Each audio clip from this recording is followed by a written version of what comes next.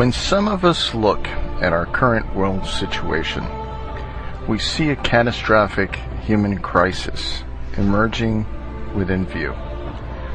If you are not seeing what is emerging, you are simply not paying attention. There are several key issues that are coming together to ensure a Darwinian culling of the human species, and that, my friends, is no exaggeration. Currently, we, as a global species, are relying on dwindling global resources coming from distant places for our day-to-day survival, and many are completely unaware of how fragile that supply chain is. We take for granted how the very essentials of daily life magically appear in our local stores for our thoughtless consumption. How our food is grown or raised, how it makes its journey from the farm to the table, how clean water gets into our homes, and how cheap, reliable energy powers our everyday lives without a thought. What of our ability to purchase those goods from others? Our everyday life is consumed with the activity of making money. For it is, we are told, with money that we can acquire what we need for our survival and amusement. Our global system has made it so. Without money, without this paper that buys less and less with every ticking second, that we find ourselves in the civilized world unable to survive without it for long. It has become very clear to those that are paying attention that the path humanity is on is headed for a cliff. Human beings naturally have an inclination to avoid the unpleasant. When most people face something unpleasant in their lives, like a bad relationship or a situation that no longer serves them, they most often put off, ignore, or distract the mind with behaviors or mind-altering substances, hoping that the situation shall somehow right itself without facing difficult choices. Of course, this type of denial is psychologically harmful and the reason for most depression, as we live our lives ignoring rather than facing difficulties in our personal lives without meaningful corrections that will lead to a more satisfying situation. Our society is but a mere reflection of our collective inclinations. We as a species have a very serious situation in our world that we need to face, but the collective response is increasingly that of denial, myopia, apathy, and our choice to ignore the perils that awaits our near future in the hopes that they too may find magical solutions that do not exist.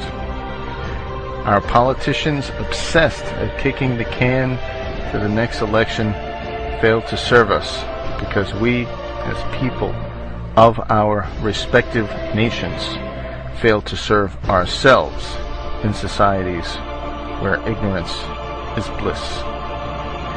What I am about to say is not fear-mongering, but a call to all to take a long, hard look at the danger that approaches, so that we can act with reason and not react with blind fear. If we as people are fully aware of the risks, we can act proactively and mitigate those risks with intelligent thought and appropriate actions. That being said, I would like you to consider the following issues. The global financial system, which is based on ever-increasing debt, is on the verge of total collapse. The dollar and all the currencies around the world are quickly losing their value, and thus what we are able to buy with the same amount of currency becomes less and less. It is very likely in the near future that the dollar will become worthless as a means of exchange in the global marketplace. Our leaders will fix this, won't they? Why, they have a solution, don't they? Just raise the debt ceiling, right? Who will lend to us should we decide to take on more debt? In order to borrow, there must be a lender. Who will that be? Everyone is loaded with debt. All the currencies are losing value. Why should anyone hold anything that buys less or becomes worthless the longer you hold it? What happens when countries who sell us things stop taking dollars, or the items they sell become prohibitively expensive? How will we import things we need when others decide not to sell us these things, or we can no longer afford them? Well, we will bring it in ourselves, won't we? How? We need energy in the form of fuel to bring items from afar. The farther the item, the higher the energy cost to acquire them. But wait, we don't have enough natural energy supplies to sustain the system, because we must import it at a cost that will be getting greater. Yes, folks, what happens now? It is quite clear that we have a dilemma rapidly developing in our world. Things will magically stop appearing at the local stores. Power and goods will become increasingly expensive and unattainable. Unemployment will continue to increase to the point where government will not have the resources to manage or help. So what are we to do? There is a growing movement of people who are taking proactive steps to control their destiny. These people, dubbed preppers, are people from all walks of life, all political persuasions, all ethnicities and races, who have come to the conclusion that danger is in fact a likely reality in the near future. These people by no means have all the answers to the many problems that face us, or a crystal ball to see into the future. But they are quite sure they should not leave their well-being and the well-being of their families in the hands of their less than competent leaders. They have seen the writing on the wall and prepare for the worst and hope for the best.